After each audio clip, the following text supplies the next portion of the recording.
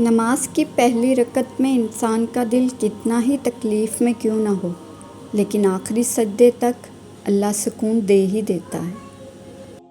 جب نماز میں سکون آنے لگے اور آنسو خود بخود جاری ہوں تو سمجھ جانا اللہ پاک دل کو صاف کر رہا ہے۔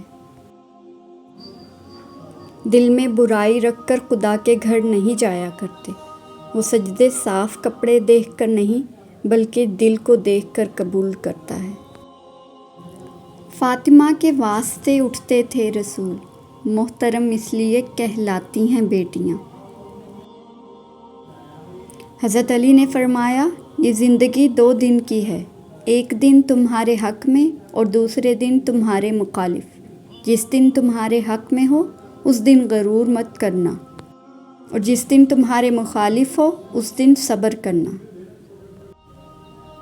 صبر میں شکوہ نہیں ہوتا، صرف خاموشی ہوتی ہے، اور اس خاموشی کا شور صرف اللہ ہی سنتا ہے۔ چلتے چلتے دیوار سامنے آ جائے تو لازمی نہیں کہ وہ راستے کی دیوار ہی ہو۔ ممکن ہے آپ نے غلط راستہ چنا ہو اور اصل میں وہ حفاظتی دیوار ہو۔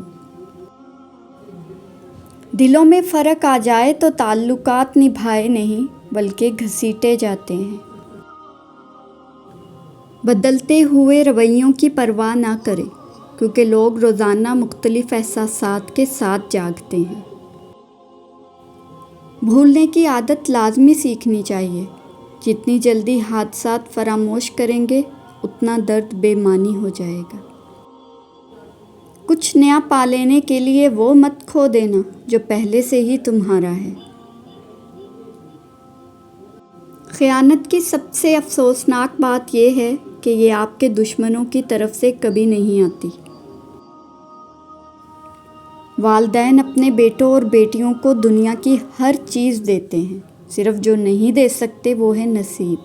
اللہ سب بیٹوں اور بیٹیوں کے نصیب بہت اچھے کرے۔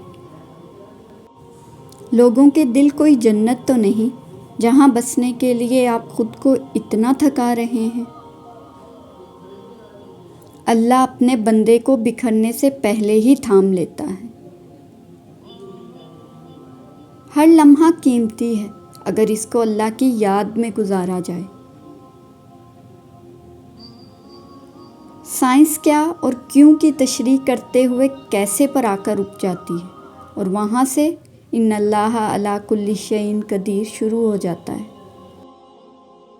جو سچے ہوتے ہیں وہ تہذیب کے دائرے کا لحاظ کرنا بھی جانتے ہیں اور صبر کے گھونٹ پینا بھی۔ جہاں میں کوئی بھی کاندھا نہیں ملا ہم کو، سو ہم بروز حشر خدا سے لپٹ کے روئیں گے۔ خدا ان لوگوں سے محفوظ رکھے جو دل میں دماغ رکھتے ہیں۔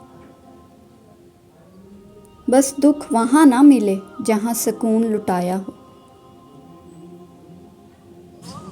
خاموشی بے وجہ نہیں ہے سائیں، کچھ درد سہا ہے کسی کی لاج رکھی ہے۔ مجھے گرے ہوئے پتوں نے سکھایا ہے، بوجھ بن جاؤ گے تو اپنے بھی گرا دیں گے۔